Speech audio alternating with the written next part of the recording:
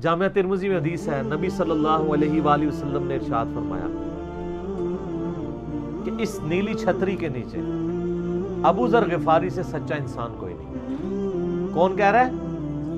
نبی صلی اللہ علیہ وآلہ وسلم، جو خود صادق اور امین ہے۔ اور جامعہ ترمذی میں ایک اور حدیث ہے، نبی علیہ السلام نے فرمایا کہ ابو ذر غفاری سے بڑھ کر کوئی عہد وفا کرنے والا اور زہد میں میری امت میں نہیں ہے، یہ میری امت میں عیسیٰ ابن مریم کی مثل ہے، ابو ذر غفاری۔ اور عیسیٰ ابن مریم وہ ہیں جن کے بارے میں روایتوں میں آتا ہے کہ وہ دنیا سے اتنے زاہد تھے کہ وہ برتن میں پانی بھی نہیں پیتے تھے، وہ کہتے تھے یہ دنیا کا مال ہے، اپنے ہاتھوں میں پانی پیا کرتے تھے، یعنی دنیا کو 3 طلاقیں دی ہوئی تھی۔ تو نبی علیہ السلام فرمایا میری امت میں سیدنا عیسیٰ ابن مریم کی مثل زہد میں ابو ذر غفاری ہے۔ یہ لفظ ہے ابو ذر غفاری، غفاری نہیں ہے لفظ، غفاری زیر ہے اور فا کے اوپر تشدید بھی نہیں ہے۔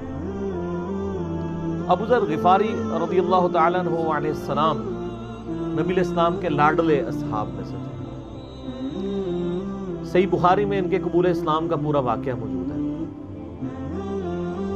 ان تک جب دعوت پہنچی کہ اس طرح ایک پیغمبر آئے ہیں مکے کی سرزمین میں جنہوں نے دعوی نبوت کیا، تو یہ انہوں نے پہلے اپنے بھائی کو بھیجا کہ خیر خبر لے کے آؤ، تو انہوں نے بتایا ہاں اس طرح ایک شخص ہے۔ پھر یہ خود رخت سفر باندھ کے نبی صلی اللہ علیہ وآلہ وسلم کی خدمت میں حاضر ہوئے مکہ شریف میں۔ تو صحیح بخاری میں آتا ہے کہ یہ گئے، یعنی مکہ شریف میں اب ڈر بھی رہے تھے، میں کیونکہ ان کو پتا تھا کہ نبی علیہ السلام کی مخالفت بھی بہت زیادہ ہے، اگر میں کسی سے نبی علیہ السلام کے بارے میں پوچھا تو ہو سکتا ہے میرے ساتھ کوئی ایسی ایکٹیویٹی پرفارم نہ کر دے۔ تو یہ حرم مکہ میں انہوں نے ڈیرا ڈال لیا، اور کہتے ہیں میں جتنے دن وہاں رہا نا تو آب زمزم ہی پیتا تھا۔ جب میری کھجوریں ختم ہو گئی، زمزم کھانے کا کام بھی کرتا تھا اور پینے کا بھی، زمزم طاقت والا پانی۔ تو کہتے ہیں سب سے پہلے میری جس شخص سے ملاقات ہوئی وہ سیدنا علی ابن ابی طالب تھے رضی اللہ تعالیٰ عنہ علیہ السلام۔ تو کہتے ہیں حضرت علی نے جب مجھے آبزرو کیا نا تو مجھے اپنے ساتھ گھر لے گئے، کہ پردیسی ہے، کھانا شانا کھلایا، رات ٹھہرایا۔ کہتے ہیں نہ انہوں نے مجھ سے پوچھا کہ کس لیے آئے ہو، نہ میں نے ان کو بتایا۔ یہ میں آپ کو اخلاقیات بتا رہا ہوں کہ دعوت کا کام کتنا ٹھنڈے کر کے کرنا پڑتا ہے۔ آپ تو کہتے ہیں پہلے دن ہی کسی کو رفع الیدین شروع کرواتے ہیں، اتنا آسان نہیں ہوتا یہ۔ تو دوسرا دن بھی اسی طرح گزرا، تیسرا دن بھی۔ تو 3 دن کے بعد ابو ذر غفاری نے خود حضرت علی پہ اعتماد کیا، اور ان کو اندازہ ہوا کہ یہ بڑا، تو انہوں نے کہا میں یعنی ایک، اور حضرت علی نے بھی ایکسپوز نہیں کیا کہ میں نبی علیہ السلام کے قریبی لوگوں میں سے ہوں۔ تو ان کا کہ مجھے تم ایک اچھے انسان لگے ہو تو میں اس کام کے لیے آیا ہوں، تو تم مجھے گائیڈ کرو محمد ابن عبداللہ کے بارے میں ان سے ملنا چاہتا ہوں صلی اللہ علیہ وسلم۔ تو سیدنا علی نے کہا کہ واقعی وہ تو اللہ کے پیغمبر ہیں، اور اس طرح تو پھر وہ حضرت ابو ذر غفاری کو نبی علیہ السلام کے پاس لے گئے۔ نبی علیہ السلام کے پاس تھوڑی دیر بیٹھے، انہوں نے اسلام قبول کر لیا، اور سر اسلام کیا قبول کیا، اتنا اعلیٰ درجے کا ایمان۔ نبی علیہ السلام نے فرمایا تم اپنے قبیلے میں واپس چلے جاؤ، جب مکے میں ہمارا غلبہ ہوگا یا کوئی اللہ تعالیٰ راہ نکالے گا، ابھی تو جو بھی اسلام قبول کرتا ہے اس کی پھینٹی لگتی ہے، تو میں کوئی نہ کوئی تمہیں مطلب بتا دوں گا، ابھی تم اپنا ایمان پوشیدہ رکھو، اپنے علاقے میں چلے جاؤ۔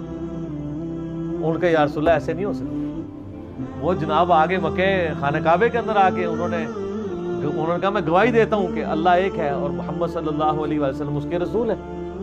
تو مشرکین عرب ان پہ ٹوٹ پڑے، خوب مارا، حتیٰ کہ عباس بن عبد المطلب جو اس وقت تک مسلمان نہیں ہوئے تھے، نبی علیہ السلام کے چچا تھے، لیکن چونکہ بنو ہاشم سے تھے، اور بنو ہاشم آپ کو پتہ ہے متولی تھے کعبہ شریف کے، انہوں نے اپنے آپ کو ابو ذر غفاری کے اوپر گرا لیا کہ تاکہ ان کو کوئی مارے نہ۔ انہوں نے کہا تمہیں پتہ نہیں ہے قبیلہ یعنی غفاری قبیلے سے تعلق رکھتا ہے، تو اس کے قبیلے کے لوگ آ کے یہاں پہ لڑائی کریں گے ہم سے، کیونکہ قبائلی سسٹم تھا نا، اس میں یہ نہیں دیکھا جاتا تھا کہ اس کا مذہب کیا ہے، پہلے نمبر پہ دیکھا جاتا ہے یہ ہمارے قبیلے کا ہے، تم نے ہمارے قبیلے کے بندے کو مارا، تمہیں نہیں چھوڑیں گے۔ اسی وجہ سے آپ دیکھیں نا، بنو ہاشم اسلام قبول نہ کرنے کے باوجود نبی علیہ السلام کی پشت میں تو کھڑے رہے نا، اور یہ پہلے بھی ہوتا رہا۔ قرآن حکیم میں آتا ہے نا کہ شعیب علیہ السلام کی قوم کیا کہتی ہے، اے شعیب اگر تیرا قبیلہ تیرے ساتھ نہ ہوتا کب سے تیرا کام کر چکے ہوتے۔ اس لیے انبیاء ڈومیننٹ قبائل میں آتے ہیں جو شریف النفسی والے ہوتے ہیں، جن میں ایک سسٹم ہوتا ہے پورا.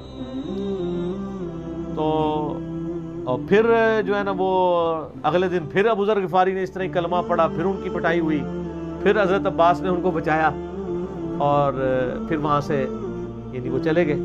یہ پوری حدیث صحیح بخاری میں ہے، اور بلکہ بخاری میں پورا ایک چیپٹر ہے ابو ذر غفاری کے اسلام لانے کا واقعہ. امام بخاری نے ابو ذر غفاری کا پروٹوکول یہ رکھا ہے کہ اسلام کا پورا چیپٹر بنایا ہے ابو ذر غفاری کے اسلام لانے کا واقعہ. باقی یہ درویش صفت آدمی تھے اور دنیا کو 3 طلاقیں دی ہوئی، اور وہ اس لیے کہ انہوں نے نبی علیہ السلام کو بڑا کلوزلی آبزرو کیا تھا. نبی علیہ السلام کی جتنی احادیث دنیا سے زہد اور دنیا پرستی کی مذمت پہ ہے نا، اکثر احادیث کے راوی ابو ذر غفاری. چونکہ انہوں نے نبی علیہ السلام کو بڑا کلوزلی آبزرو کیا تھا، تو اس لیے وہ صحابہ کرام پہ جب دنیا کے خزانے کھول دیے گئے، اور بعض اصحاب اور بعض تابعین میں انہوں نے جب دنیا کی محبت میں غلبہ اور عیاشی کا لیول دیکھا تو ان سے برداشت نہیں ہوتا تھا. انہوں تو نبی علیہ السلام کی صحبت کی ہوئی تھی. وہ کہتے تھے یہ دیکھو یار، ہم لوگ تو فاقے کرتے تھے اور ہمارا پیغمبر ہمیں یہاں تک تعلیمات دیتا تھا کہ اے اللہ محمد اور آل محمد کو بس اتنا ہی رزق دینا کہ روح اور جسم کا رشتہ برقرار رہے. یہ حدیث بخاری و مسلم میں ہے، اور بخاری و مسلم میں حدیث ہے حضرت عمر کو نبی علیہ السلام نے ڈانٹتے ہوئے کہا جب وہ چٹائی کے نشان دیکھے، ان کا یا رسول اللہ رو پڑے کہ کیسر و کسرا تو دنیا کے مزے لوٹ رہے ہیں اور آپ اللہ کے نبی ہیں. تو آپ فرمایا کہ تم اس پہ خوش نہیں کہ وہ دنیا کے مزے لوٹیں اور تم آخرت کی سعادت لوٹو؟ اور لگتا ہے عمر تم پہ دنیا کی حقیقت آج بھی نہیں کھلی.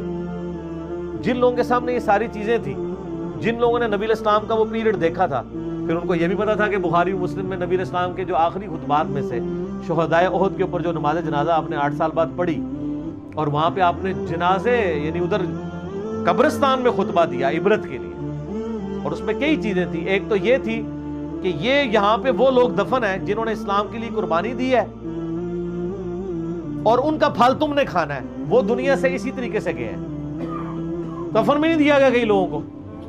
نمبر 2، اسی میدان میں مال غنیمت سمیٹنے کی وجہ سے ایک فتح شکست میں بدل گئی تھی، جبکہ اللہ کے نبی بھی موجود تھے. اللہ نے اس کا بھی لحاظ نہیں کیا، اور وہ فتح شکست میں بدل گئی کہ انہوں نے مال غنیمت لپیٹنے میں نبی علیہ السلام کی حکم عدولی کر دی، تو تاکہ بعد میں یہ معاملہ نہ ہو. تو وہاں آپ کا خطبہ بخاری مسلم دونوں میں آپ نے فرمایا کہ، اور حضرت عقبہ ابن عامر کہتے ہیں میں نے آخری دفعہ نبی علیہ السلام کو ممبر پہ اسی دن دیکھا تھا. آپ نے فرمایا کہ میں اللہ کی قسم اپنے حوض کوثر کو اس وقت دیکھ رہا ہوں، اللہ نے دکھا دیا.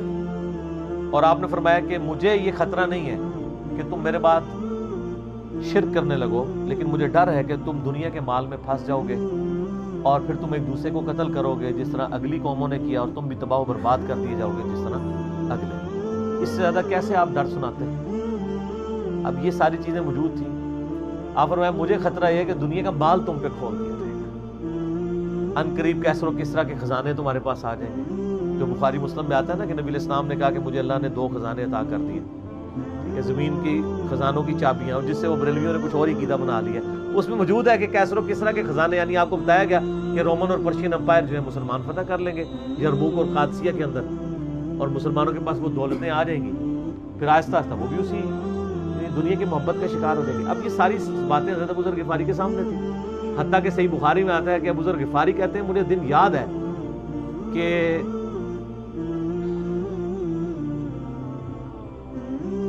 نبی علیہ السلام نے فرمایا کہ ابو ذر وہ احد پہاڑ دیکھ رہے ہو؟ تو کہتے ہیں میں نے احد پہاڑ کی طرف دیکھا اور میں یہ سوچ رہا تھا کہ ابھی مجھے آپ کسی کام کے سلسلے میں وہاں بھیجیں گے. دن کا وقت تھا تو میں اپنے ذہن میں یہ اندازہ لگانا شروع کر دیا کہ کوئی کام بتائیں گے تو میں یہ پہنچ کے واپس کتنی دیر میں آؤں گا. لیکن آپ نے یہ بات نہیں کرنی تھی. آپ نے فرمایا کہ اگر یہ سارا پہاڑ جو کئی کلومیٹرز پہ پھیلا ہوا ہے، آج بھی احد پہاڑ موجود ہے مدینہ شریف میں، مسجد نبوی سے بھی نظر آتا ہے، اور جو شہدائے احد کا قبرستان ہے اس کی بالکل بیک سائڈ میں کئی کلومیٹرز میں پھیلا ہوا، اگر یہ سارا سونے کا ہو تو آپ علیہ السلام فرمایا کہ میں سب کا سب اللہ کی راہ میں فوراً شام سے پہلے خیرات کر دوں. اپنے پاس میں 2 یا 3 دینار ہی رکھوں صرف، یعنی جو ٹوٹل زندگی گزارنے کے لیے سب خیرات کر دوں. اب مجھے بتائیں جن لوگوں نے، یہ ابو ذر غفاری راوی، جن لوگوں نے یہ حدیثیں حضور سے سنی بھی تھی، جب وہ یہ دیکھتے تھے کہ رومن اور پرشین امپائر کے گرنے کے بعد جب مسلمانوں کے پاس خزانے آئے ہیں اور حضرت عثمان کے دور میں لوگوں کے لاکھوں روپے آج کے وظیفے لگ گئے ہیں گھر بیٹھے، وہ بھی انہی عیاشیوں میں پڑ گئے ہیں، تو ان کو یہ چیزیں ہضم نہیں ہوتی تھی۔ تو یہ شام ہجرت کر گئے تھے، نبی علیہ السلام نے پہلے ہی کہا تھا، المستدرک الحاکم میں تو ڈیٹیل موجود ہے۔ یہاں پہ میں آپ کو ضمن بتا دوں، اکثر لوگ صحابہ کرام کے حالات و واقعات کے بارے میں پوچھتے ہیں، مطلب پوری زندگیاں لگ جائیں تو وہ واقعات بیان کرتا رہے انسان، ختم نہیں ہوتا۔ اس میں 3 بڑی کتابیں ہیں جو یعنی اہل سنت کے ائمہ نے لکھی ہیں۔ اس میں جو ٹاپ آف دا لسٹ کتاب ہے وہ ہے اسد الغابہ۔ امام ابن اثیر المتوفی 630 ہجری نے 8000 صحابہ کے حالات و واقعات جمع کیے ہیں اس کے اندر۔ یہ اردو میں ترجمہ ہو چکا ہے شرح کے ساتھ۔ اس کی شرح لکھی ہے الاصابہ، امام ابن حجر اسقلانی نے، المتوفی 852 ہجری۔ 8000 صحابہ کے حالات و واقعات، یہ سب سے بڑا ذخیرہ ہے ہمارے پاس۔ اسد الغابہ کی شرح الاصابہ، اور ایک اور کتاب ہے امام ابن عبد البر المتوفی 463 ہجری، الاستیاب ان کی کتاب ہے، اب وہ ابھی اردو میں ٹرانسلیٹ نہیں ہوئی ہے۔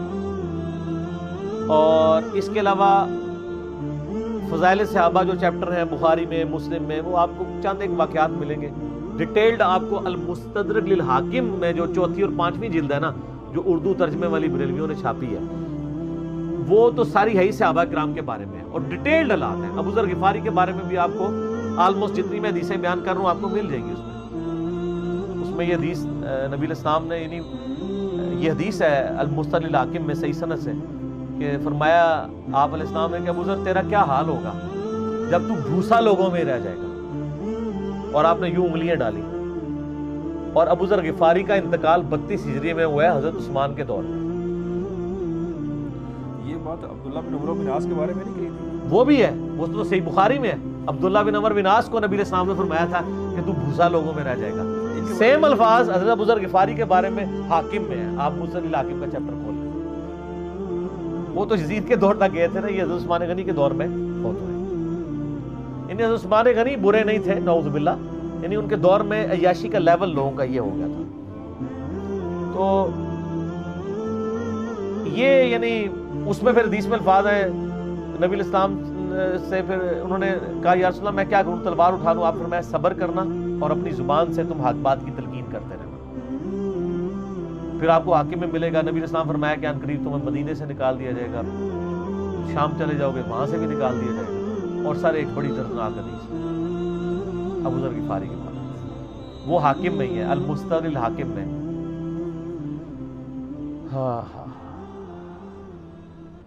غزوہ تبوک آپ کو پتا ہے ایک ایسا غزوہ تھا جس میں جو شرکت نہیں کرے گا وہ منافق ڈکلیئر ہوگا، قرآن میں فتویٰ آ گیا تھا۔ اس سے پہلے کبھی نفیر عام نہیں تھی، یہ پہلا اور آخری موقع تھا، کیونکہ رومن امپائر سے ٹکرانا تھا، سپر پاور تھی دنیا کی، 1.5 لاکھ کی فوج لے کے کیسرے روم بارڈر پہ آ گیا تھا عرب کے۔ تو نبی علیہ السلام نے اناؤنسمنٹ کی کہ بھئی اب سب نے جانا ہے، جو نہیں جائے گا منافق شمار ہوگا، الا یہ کہ کسی کے پاس ریسورسز نہ ہو، یا کوئی مریض ہو، یا کوئی عورت ہو، یا کوئی معذور ہو۔ منافقین آگے بہانے کر رہے تھے، کچھ سادہ لوگ مسلمان بھی اس کا حصہ بن گئے۔ بخاری مسلم میں 3 اصحاب کی توبہ کا واقعہ بھی موجود ہے، وہ بھی میری ویڈیو ریکارڈڈ ہے۔ تو کعب بن مالک رضی اللہ تعالیٰ عنہ علیہ السلام، کچھ لوگ جو ہے وہ یعنی اپنے ان معاملات کی وجہ سے کچھ پیچھے بھی رہ گئے۔ تو المستدرک للحاکم میں آتا ہے کہ صحابہ کرام کہتے ہیں کہ ہم نبی علیہ السلام کے ساتھ سفر پہ نکلے نا جب، تو نبی علیہ السلام کو آ کے کوئی بتاتا تھا، کہتا تھا یا رسول اللہ وہ جو فلاں بندہ تھا نا وہ بھی کوئی نہیں آیا، پیچھے رہ گیا۔ تو آپ علیہ السلام پرواہ نہیں کرتے تھے، پھر بتایا گیا یا رسول اللہ وہ بھی کوئی نہیں، یعنی جڑے نعرے مارتے سن اچے اچے، جدوں ایتھے کسی نے دسایا جائے کہ سر وہ تہاڈا پکا جڑا یار ہے بیلی وہ بھی کوئی نہیں جے، تو حضور علیہ السلام کو لوگ نا فیڈ بیک دیتے یا رسول اللہ وہ بھی غائب ہے، وہ بھی نہیں آیا۔ اب 30,000 کے لشکر میں آپ نے کوئی ریکارڈ تو نہیں رکھا تھا، رجسٹر تھا، لیکن کدھر 30,000 بندوں میں کدھر کوئی رکھ سکتا ہے صاحب اس طرح؟ یا رسول اللہ وہ بھی رہ گیا، وہ بھی۔ تو حضور علیہ السلام کہتے ہیں ٹھیک، آپ فرماتے تھے اللہ چاہے گا تو آ جائے گا، نہیں آئے گا تو نہیں آئے۔ تو کسی نے کہا کہ وہ ابو ذر غفاری بھی پیچھے رہ گیا، آیا اور ابو ذر کو اس کے اونٹ نے روک لیا، اونٹ ہی نہیں اٹھ رہا تھا نا سر، وہ آپ کو گاڑی تو نہیں ہے نا جو سٹارٹ کر لیں گے آپ، اونٹ چلنے سے انکار کر دیں، وہ کر سکتا ہے؟ اور سر سفر کتنا ہے؟ 700 کلومیٹر، 700 کلومیٹر کا ریگستانی سفر آج کے دور میں بھی کرنا مشکل ہے. سائیکل پہ نہیں آپ کر سکتے، پیدل تو آپ سوچ بھی نہیں سکتے، اونٹ کے بغیر کیسے ہو سکتا ہے؟ جس میں آپ کو اونٹ اس لیے بھی ضروری ہے کہ اس کے اوپر آپ نے سامان لادنا ہے، پانی نہیں راستے میں پینا. ریگستان میں تو کئی کلومیٹرز تک کچھ بھی نہیں ہوتا، بھوکے پیاسے مریں گے. پھر آپ قافلے سے بھی جدا ہیں. تو ابو ذر غفاری کوشش کرتے رہے کہ اس طریقے اونٹ، اسی دوران قافلہ نکل گیا آگے، تو وہ اونٹ اٹھا ہی نہیں ہے. تو حضرت ابو ذر غفاری نے اپنا سامان اپنی پیٹھ پہ لاد لیا، پیدل چل پڑے ریگستانی سفر. حاکم کی روایت ہے کہ ہم نے دیکھا دور سے ایک اکیلا شخص آ رہا ہے جس کی پیٹھ کے اوپر بورا لدا ہوا ہے. تو نبی علیہ السلام کی آپ محبت دیکھیں، آپ نے فرمایا کہ تو ابو ذر ہو جا، یعنی جو آنے والا شخص ہے تو ابو ذر ہو. یعنی حضور نے خواہش کا اظہار کیا. آپ کو نظر تو نہیں آ رہا تھا یہ کون آ رہا ہے، آپ کی محبت، آپ کو پتا تھا ابو ذر غفاری نہیں رہ سکتا پیچھے.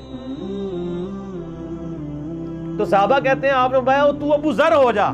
تو صحابہ کہتے ہیں تھوڑی دیر بعد جب وہ قریب آئے تو ہم نے پہچان لیا ابو ذر غفاری ہیں. تو جب ہم نے پہچان لیا نا تو حضور علیہ السلام نے ان کے پہنچنے سے پہلے آپ نے فرمایا ابو ذر کو دیکھو اکیلا آ رہا ہے، اکیلے ہی دنیا سے جائے گا اور قیامت دن بھی اکیلا اٹھایا جائے گا. دنیا سے کیا کہہ رہے گے؟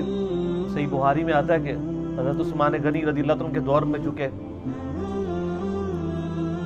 یہ اس حدیث کا بھی کچھ حصہ باقی ہے، میں بعد میں بیان کروں، پہلے میں اس کو کنکلوڈ کر لوں. کہ صحیح بخاری میں آتا ہے کہ حضرت ابو ذر غفاری شام چلے گئے تھے، وہاں پہ چونکہ گورنر تھے حضرت معاویہ رضی اللہ عنہ.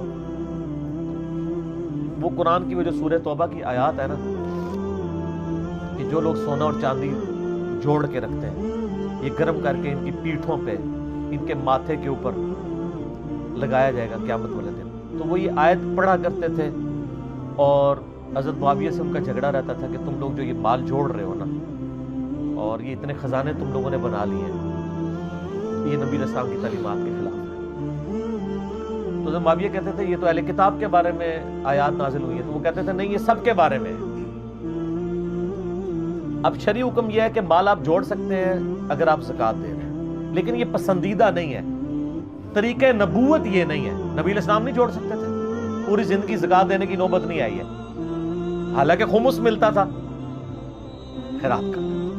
ابو ذر غفاری کا جھگڑا یہ تھا کہ تم تو نبی کے اصحاب ہو، تم لوگوں کو یہ زیب ہی نہیں دیتا کہ تم لوگ اس طرح کے محلات میں رہو اور اس طرح مال جوڑو. تو اب چونکہ سینئر صحابی تھے، ان کو ہاتھ ڈالنا بھی آسان نہیں تھا. پھر نبی علیہ السلام نے فرمایا ہو کہ اس سے زیادہ سچا انسان ہی کوئی نہیں.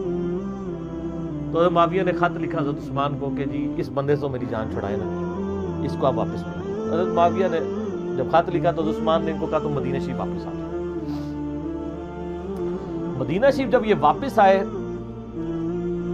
تو صحیح بخاری میں آتا ہے کہ لوگوں کا جھمگٹا لگ گیا ابو ذر غفاری کے گرد. لوگوں کو پتا تھا کہ تم بڑا زہد والا بندہ ہے.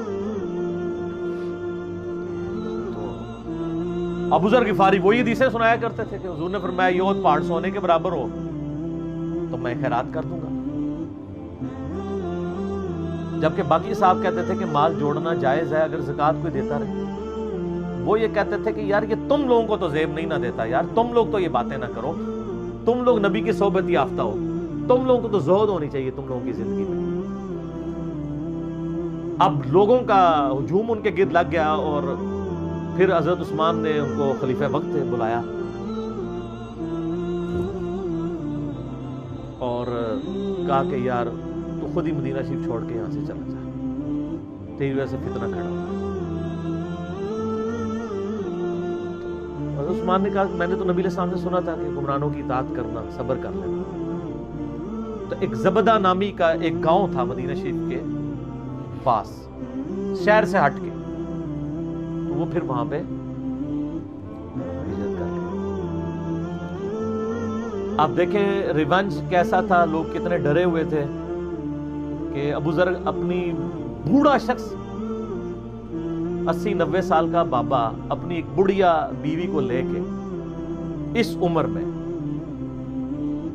شہر بدر ہو رہا ہے اکیلا. آج نہیں آپ سوچ سکتے کسی جگہ آپ اکیلے جا کے پڑاؤ کریں، کسی بیابان کے اندر، ریگستان کے اندر. اس زمانے میں آپ سوچیں، آج کل بھی آپ مدینہ شریف کے گرد چلے جائیں تو آپ وہاں نہیں ایک رات بھی نہیں گزار سکتے. تو کوئی شخص حضرت ابو ذر غفاری کو سی آف کرنا نہیں ہے سوائے حضرت علی کے، اور وہ بھی مدینہ کی باؤنڈری تک آئے. ان کو پتا تھا ان کے سٹانس کے بارے میں، اور حضرت علی نے ان کو جب سی آف کیا تو کہا کہ میں چونکہ حکمران وقت کی اطاعت کا پابند ہوں، میں مدینہ کی باؤنڈری سے باہر نہیں جاؤں. اگر مجھے کوئی اس طرح کا یعنی حکم اجازت مل جاتی تو میں تیرے ساتھ جاتا. ایران والوں نے حضرت علی علیہ السلام کے زندگی کے آخری 10 سال کے اوپر ایک فلم بنائی ہے، امام علی علیہ السلام. اس میں ابو ذر غفاری کے سارے واقعات انہوں نے فلمائے ہیں، دیکھنے والے. جب مولا علی چھوڑنے آتے ہیں، پھر جو ان کی ڈیبیٹس ہوتی ہیں مدینہ شریف میں لوگوں کے ساتھ، وہ ساری انہوں نے ویڈیو میں فلما دی. پھر یہ چلے گئے وہاں پہ رہنا شروع ہو گئے. اب اس حدیث کی طرف واپس آ جائے جو فرمایا آپ علیہ السلام نے اکیلے ہی مرے گا. تو ابو ذر غفاری، اس حاکم کی روایت میں آتا ہے ابو ذر غفاری کی موت کا وقت قریب آ گیا، صرف بیوی ہے پاس. بیوی نے رونا شروع کر دیا کہ حضرت آپ فوت ہو گئے، آپ کو کفن کون دے گا، آپ کو غسل کون دے گا، آپ کو دفنائے گا کون، میں عورت ذات کیا کر سکتی. حضرت ابو ذر نے کہا کہ نبی علیہ السلام سے میں نے سنا تھا کہ تو اکیلا مرے گا، پھر مسلمانوں کا ایک قافلہ وہاں سے جو تجھے کفن دے کے دفنائے گا اور جنازہ بھی پڑھے گا. تو نے فکر نہیں کرنی، جب میں مر جاؤں تو میری لاش کو چوراہے پہ رکھ دینا، گزرگاہ پہ، جو یعنی مدینہ کی طرف راستہ آتا تھا گاؤں ایریا سے، اللہ میرا بندوبست کر دے گا. وہی ہوا کہ ان کے مرنے کے بعد مسلمانوں کا ایک قافلہ دور سے آ رہا تھا. تو اسی مستقل حاکم کی حدیث میں آتا ہے کہ سر قافلہ بھی سنے، پھر کون ہے؟ عبداللہ ابن مسعود. ابو ذر غفاری بھی زہد کے امام، ابن مسعود بھی زہد کے امام، ابو درداء بھی زہد کے امام.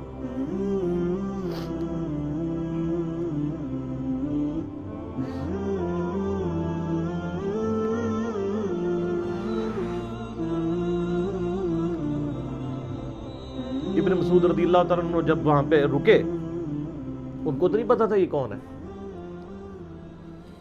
تو انہوں نے کہا بی بی کیا وہ؟ ان کا میرا خامند مر گیا ہے. ان کا یہ کون ہے؟ تو انہوں نے کہا ابو ذر غفاری. عبداللہ ابن مسعود کی چیخ نکل گئی، چیخ ماری انہوں نے. ان کا واہ، اللہ کے نبی نے فرمایا تھا کہ ابو ذر اکیلا آ رہا ہے، تبوک کے موقع پہ دنیا سے بھی اکیلا جائے گا، اور قیامت والے دن بھی اکیلا اٹھایا جائے گا. یعنی اب اسی سرزمین سے ہی اس نے اٹھنا ہے نا، ہر بندے نے اپنی قبر سے اٹھنا ہے. یعنی وہ مسلمانوں کے قبرستان میں بھی دفن نہیں. ایک یہ جو مزار کی رٹ لگائے پھرتے ہیں، میں ان سے پوچھتا ہوں تمہارے بابوں کی کیا اوقات ہے؟ ابو ذر غفاری کا مزار دکھاؤ کدھر ہے.